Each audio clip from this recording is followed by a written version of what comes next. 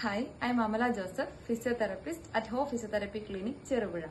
ഇന്ന് നിങ്ങളുമായിട്ട് ഷെയർ ചെയ്യാൻ പോകുന്ന ടോപ്പിക് പ്ലാന്റർ ഫേഷ്യായിറ്റിസ് അല്ലെങ്കിൽ ഉപ്പൂറ്റി വേദന. എന്താണ് ഉപ്പൂറ്റി വേദന എന്ന് നമുക്ക് നോക്കാം. നമ്മുടെ ഉപ്പൂറ്റിയും വിരലുകളുമായിട്ട് കണക്ട് ചെയ്യുന്ന ഒരു തിക്ക് ഫേഷ്യയുണ്ട്. ഈ ഫേഷ്യയ്ക്ക് ഉണ്ടാകുന്ന നീർക്കെട്ടാണ് നമുക്ക് ഉപ്പൂറ്റി വേദന ഉണ്ടാവാനുള്ള കാരണം. ഇത് കൂടുതലാകുന്ന സാഹചര്യത്തിൽ നമുക്ക് എഴുന്നേറ്റ് നിൽക്കാൻ പോലും ഭയങ്കര ബുദ്ധിമുട്ടായിരിക്കും. നിന്നുകൊണ്ട് ജോലി ചെയ്യുന്നവരിലാണ് ഇത് കൂടുതലായും കണ്ടുവരുന്നത്. ഉദാഹരണത്തിന് ട്രാഫിക് പോലീസ്, സെക്യൂരിറ്റി, ടീച്ചേഴ്സ്, നിന്നുകൊണ്ട് പാചകം ചെയ്യുന്നവര് ഇവരിൽ കൂടുതലായും കണ്ടുവരുന്നു. ഫിസിയോതെറപ്പിയിലെ അൾട്രാസൗണ്ടും ടെൻസും ഇതിന് വളരെ ഇഫക്റ്റീവാണ്.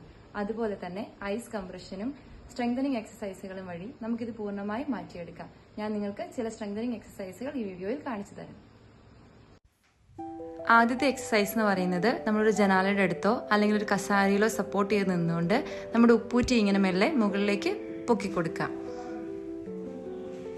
ഇത് പൊക്കിയിട്ട് നമുക്കൊരു 5 കൗണ്ട്സ് ഹോൾഡ് ചെയ്യാം. എന്നിട്ട് മെല്ലെ കാല് താഴേക്ക് താഴ്ത്താം.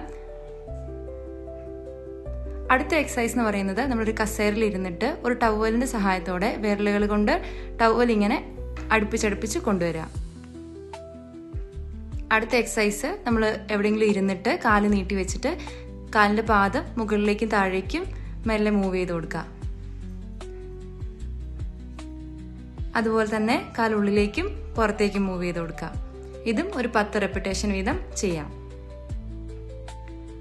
അടുത്തതെന്ന് പറയുന്നൊരു സെൽഫ് സ്ട്രെച്ച് ആണ്. ഒരു കാലിന്റെ മേലെ ഒരു കാലി ചിത്രത്തിൽ കാണുന്ന പോലെ പിടിച്ചു വെക്കുക.